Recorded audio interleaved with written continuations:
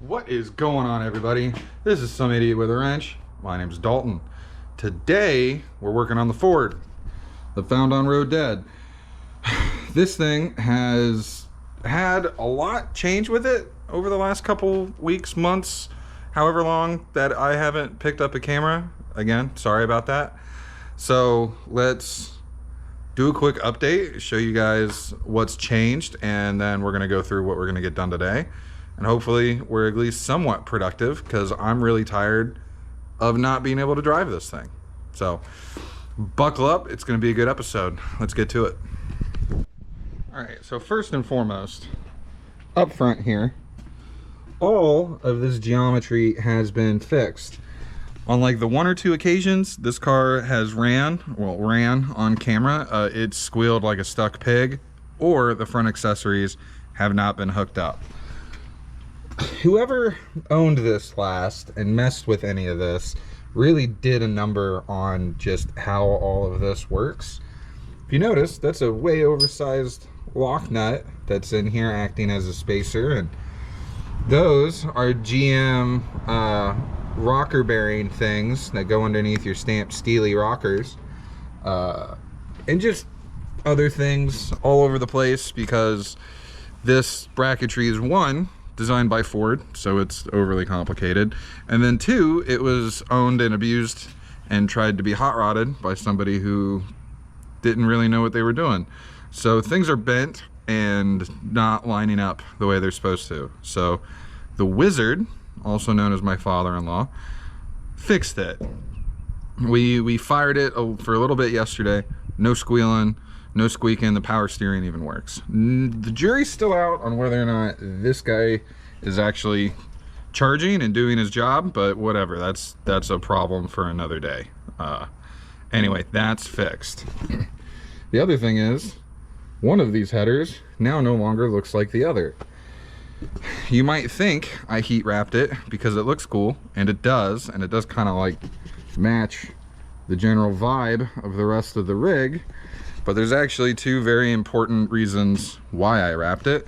The first, you can notice this pipe, these headers and whatever intermediate pipe edge thing that's going on here, super high quality, and is rusting out in the hot Florida humid air. So I wanted to make it worse, wrap it in a sock essentially, not let that moisture get anywhere. The other reason is when you're working on this, and you're running the engine and not running it, like if you're trying to find a leak in the coolant system, or if you're tuning your carburetor, and you're in here and you're doing stuff, and then all of a sudden your arm hits that pipe. With it wrapped, hopefully we just get a little second degree, hey, I'm here kind of burn, and not all of my tattoos are now permanently glued to the go fast loud pipe on this piece of shit Ford that I'm kind of tired of owning.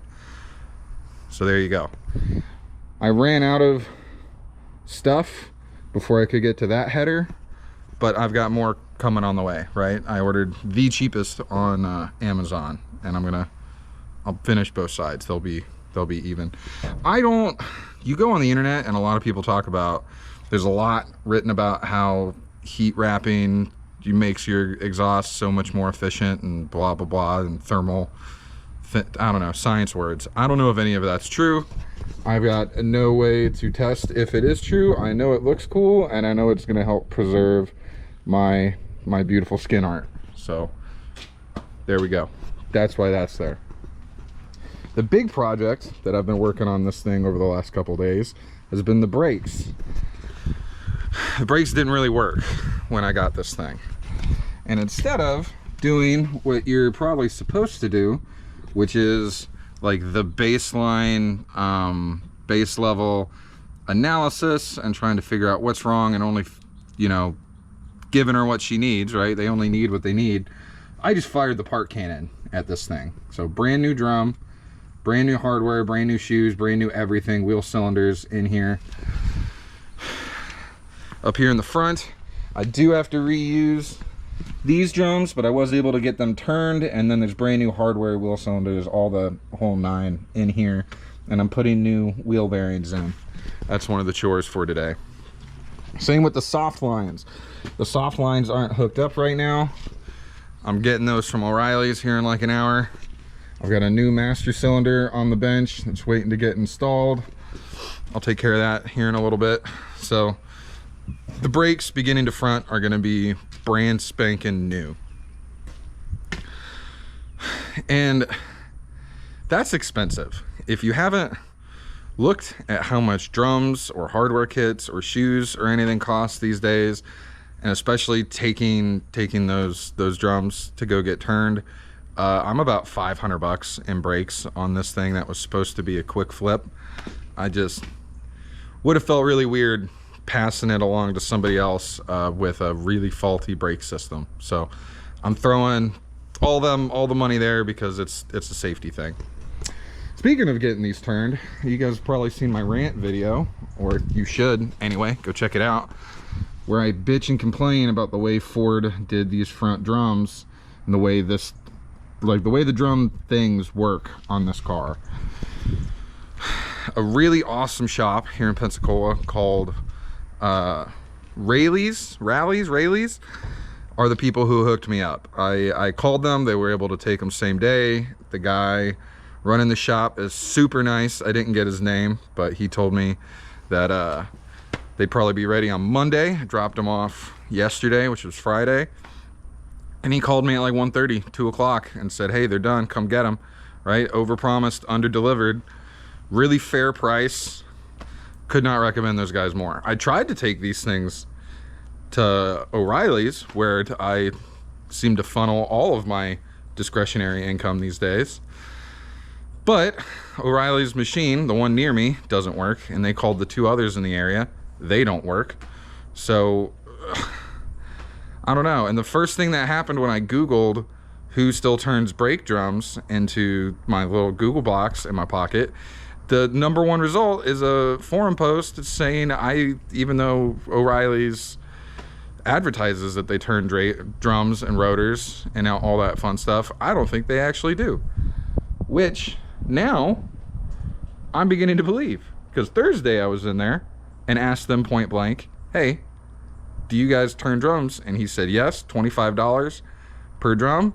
We've got the machine, I'll do it myself. And then I come in Friday morning and all of a sudden no. So I don't know, it was frustrating. It's not O'Reilly's fault. I'm still gonna funnel all of my money to them, but whatever. So small tangent rant aside, that's the state of the car. That's kind of been the plan with it lately. Let's talk about what we're doing today. Well, I've got brand new bearings and wheel seals and coffin nails and the absolute cheapest lithium grease I could find. So I'm going to pack these, get them on the spindle, and get those front drums actually mounted properly. That shouldn't take me too long, hopefully, right? If you guys have never packed wheel bearings, I'm not sure I'm the best one to show you how to do it. Just drag them across your palm, just load your palm up full of grease, drag them down your palm, and just keep doing it till you see grease come out the other end. And then you throw them on the spindle, and then you forget about them until they start making a weird noise. Pretty easy. It's like the one thing that I do or the one thing whenever I'm working on any of these things that I'll actually wear gloves for. So wear gloves. Red lithium grease is a bitch to get out, and it smells awful. Like, get off of your hands. It smells terrible. So after that, if there's time today, and frankly that might be a little generous, we've got some other new goodies that I want to get on. Now that the car is in a state where it does actually run, it will start and idle and everything, I kind of sketched out that I don't have any gauges going on inside. I can't tell what my coolant or my oil I still don't even know if this thing actually makes oil pressure. It sounds like it does. So I picked up a cheap set of gauges. There's already a set of gauges in the underdash on this car. I'm gonna just mount these where those are because they're roached and awful and you can't read them, and they're done. So rip those out, put that in so I can actually see what's happening. That shouldn't take too long. Famous last words. And then finally, this thing, right? The ignition switch in this car doesn't exist anymore. It's Wi-Fi'd. So this has been my key the last couple times we've started it and diagnosed it and everything, whether or not I'm jamming it inside the lower half of the broken ignition switch or if I'm using the steel me junction on the firewall. That's been what we've been doing, and I'm tired of that. And I thought this thing would be really cool. So I'm thinking this is what sends power everywhere. Start for just wire that into my starter motor, and then I can run my fan, and then maybe, I don't know, a big LED sign that says fuck you out the back of the window or something on this third switch. Who knows? But this I want to get in. Does it fit on the dash? No, it does not. I'm gonna have to cut and drill and do things, but whatever, like, that's fine. The dash is roached anyway. It's from China. I got it on Amazon a long time ago for like 10 bucks. It feels decent quality. Like, all the switches feel really good. It's got a lot of stuff I don't really understand on the back. Came with a relay and some wires, and the directions with the wiring diagram or whatever to get this thing hooked up are actually very easy to read on this. So hopefully it won't be too bad. That might be a different video. I might be shooting for the stars a little bit getting this thing hooked up today. But those are the immediate goals with the car, is just get the brakes on so the wheels can go on and I don't look like the white trash king out here anymore with my old car on jack stands.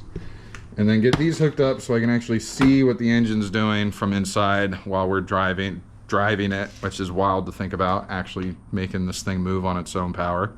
So that's it. That's where they're at. That's where we're at. I'm gonna get gloved up and get these bearings packed. And I'll pick you guys up and kind of show you how this spindle stuff works in case you're curious. And then we'll get to gauges. Awesome. Love a plan. Let's get to it. All right, we're back. Had a bit of a lunch break. It rained a lot. Turns out the water improves the paint on this Galaxie. Who knew? But I got the drums put back on, dust caps and everything. So they're solid, they're ready to go. While I was out running errands and stuff and eating and doing things people need to do to stay alive, I ran over to O'Reilly's and I got me my new soft lines. Had to order these in this morning. So if you're working on old brakes for like these old cars, don't sleep on those, right? The Ford has only got them in the front. I think this truck has only got them in the front, but I know some old Mopars have got them on all four corners, soft lines. Don't sleep on those, especially if you're having some weird brake issues and you don't know where it's coming from. Look at those lines. They can be pretty bad even if they look halfway decent. The ones in this car looked worse than they looked awful, and they were awful basically. What happens is these things swell up and they break down on the inside and you can't see, and then it basically turns this thing into a check valve of sorts, a one-way valve. So it lets brake fluid through and won't let it back. I actually think that was the biggest issue with these brakes, is the pedal was rock hard, but none of the things did anything, right?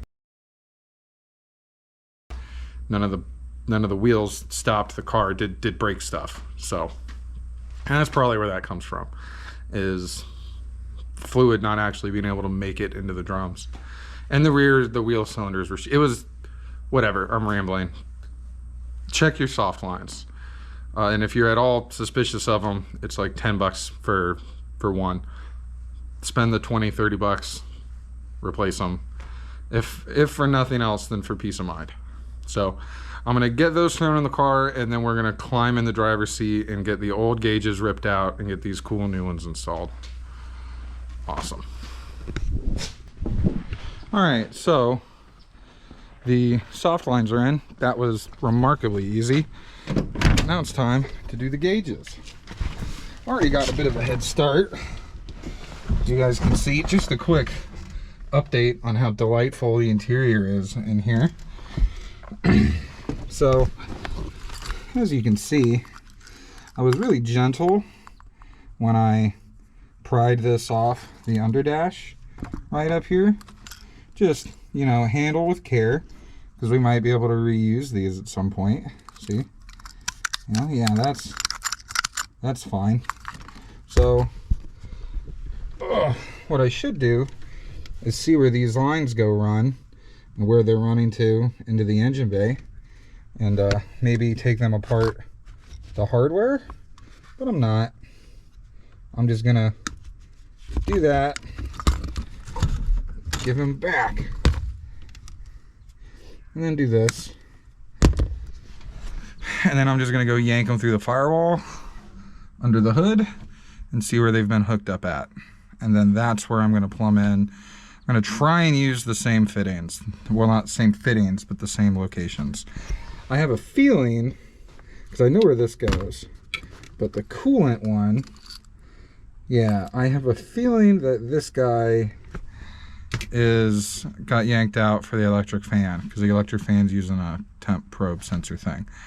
Not a problem. I'm gonna wire it in manually to the dash over here with my Cool Kid switch flipper thing that I showed you guys a minute ago. So yeah, that's the plan as it stands right now. Let's go get to it. Okay, so as you can probably tell just by looking at me, it's fucking raining. So I'm throwing in the towel. I'm gonna go ahead and call it for today. I've been pretty damn productive. I got 2 of my gauges installed, and the last one is just the voltmeter, so I could literally just throw it in there right now and it really wouldn't make that big a difference. All you got to do is run a ground and something off 12 volt keyed to the back of it using one of the little connectors. It's not a big deal. I'll worry about that later, because I don't even really know where 12 volt keyed is. I haven't looked at the fuses in the fuse box in this thing. I mean, I shown a flashlight at them, but I didn't actually like look at them. So wiring, that's going to be something I deal with when I do the ignition switch, and that's not going to be today. So call that a win. The oil line thing is a pain in the ass, right? I've never ran a mechanical fuel pump or a mechanical oil pressure gauge. Dalton, Jesus, words, English. Never ran one before. That nylon line or tubing or whatever the fuck you want to call it sucks. Yeah, no, if I was keeping this car long term, I'd upgrade to an electric gauge set at my earliest convenience, which would probably be never. Anyway, that's it. You know, first of many videos of me piddling around and getting shit done on this thing. So, hope you guys enjoyed it. Keep your eyes peeled. I got more videos coming. I got more things that I'm doing. For those of you who are coming back, thank you. For those of you who are new here and are still here at the end of the video, welcome. Thank you very much. I really appreciate every single view, like, follow, all that stuff. It means the world to me. So anyway, I'm gonna let you guys go. Enjoy the rest of your evening. I love y'all, and I'll see you next time. Peace.